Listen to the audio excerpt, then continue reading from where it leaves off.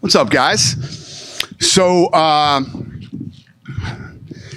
never thought I'd be saying this. We're here in Miami. The gate was 14.14 million. It was a sellout, 19,165 people. The highest grossing event ever at the arena. We broke our own record, and it is the 4th highest grossing UFC event of all time. Miami is on fire. This place is unbelievable. What they've done in the state and in the city in the last 10 years is phenomenal. But anyway, fight of the night, Dustin and Benoit. Performance of the night, O'Malley. And we gave everybody who had a finish $50,000 except for Dustin, because he won fight of the night.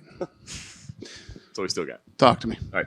Didn't know we've only got you for a short time, so I just want to ask you first about Sean O'Malley and his performance. He wanted to finish his first title defense, but he didn't get that, but he looked absolutely fantastic. So what did you think overall of his performance? He put on a clinic, and I don't know if anybody can finish Cheeto Vera. I mean, that guy's got a chin like nothing I've ever seen. Ate those 2 knees.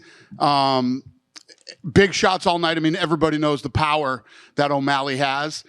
He ate all those shots, even shots to the body that he took, kicks and punches to the body. Cheeto Vera is one of the most durable fighters I've ever seen. Yeah. You talked about the incredible gate tonight. I think they said on the broadcast it was one of the highest gates that didn't involve Conor McGregor. So I guess where does Sean stand in terms of star power for the company and biggest bantamweight fight of all time? If you based off energy, excitement, gate, and pay-per-view, it's by far the biggest fight ever in the bantamweight division. Where do you see his ceiling? I mean, our comparisons to Conor McGregor, I know that's a little bit tough. He's one of a kind, but I mean, is he one of the biggest stars we've ever seen? He's on his way. Yeah, he's on his way. He's the biggest star ever in bantamweight history. We can say that right now.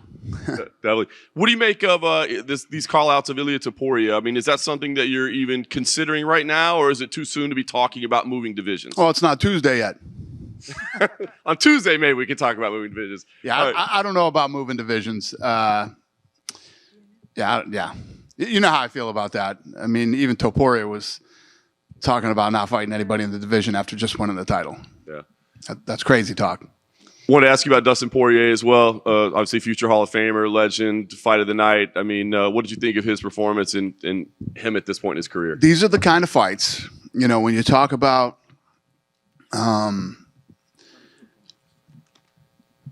think of how to say this.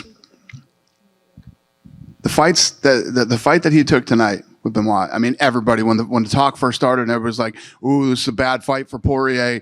Blah blah blah blah blah. And then Poirier came out and said, "You know what? I didn't die," and all this other. This is shit that makes you a fucking legend. These are legendary fights. When you go in and you face a guy who is a savage and looks like you can't win this fight, or people think you can't win this fight, and then you go in and do it in spectacular fashion the way that he did tonight. A lot of these fighters get very, you've heard it many times in the past. They want me to lose, or they're trying to make me lose. I heard some nutty shit the other day from somebody that I won't even mention, but we don't determine whether you lose or whether you win. You do. What we try to do is put on the best match-made fight that we can possibly do. And that's why big stars are built in the UFC and legendary fights happen every weekend. Career full of big wins for you, but man, I guess talk to us about where this ranks and just your feeling after this victory.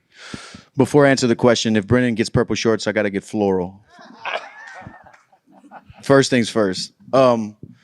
It feels good, to right the ship, take a chance, fight a guy outside of the top 10 when, I don't even know how many, but my last opponents have been former world champions, huge main events, huge fights, and now got this young guy in his 20s who finished his last 5 opponents representing France, got a lot of momentum behind him and a country behind him. And I'm like, you know what? Let's see if I still got it to fight these young guys. And it feels good, man. It feels good to win. It was a long training camp. It was stressful, had a lot on my back, and it feels good to win.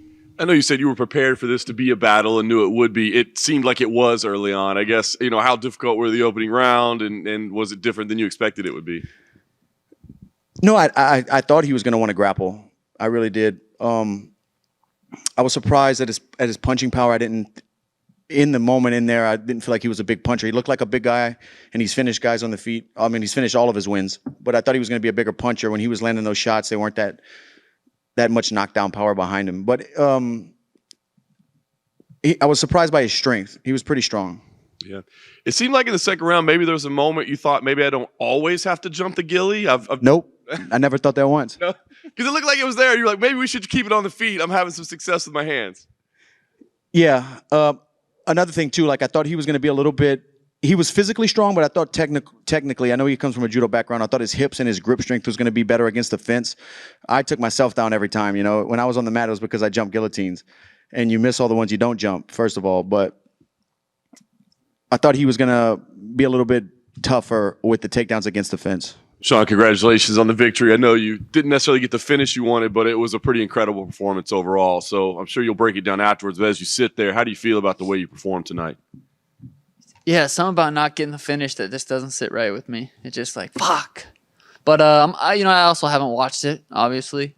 Once I watch it back, I think I'll be a little bit more excited. But, I always want to get that finish. Yeah. Saw you, obviously, the boot on the foot, a little bit of a limp as you walked out. I guess, do you know what the status is of it right now and when the injury occurred? No, I think, I've had a pretty major surgery on this foot before. So I think, it tends to flare up after you kick someone in the head a few times. So I don't think it's anything serious. Hopefully not. But, yeah, I think it's just going to be a little swollen for a few weeks and we'll be back to work. Like I said, great performance. I mean, was there anything that surprised you? I know you knew how durable he was and all those things, but I mean, was there anything at all that surprised you that happened in there? No, not at all. I mean, I knew I was better than this guy for 3.5 years. I knew the first fight was a fluke, and I proved that. So it felt good.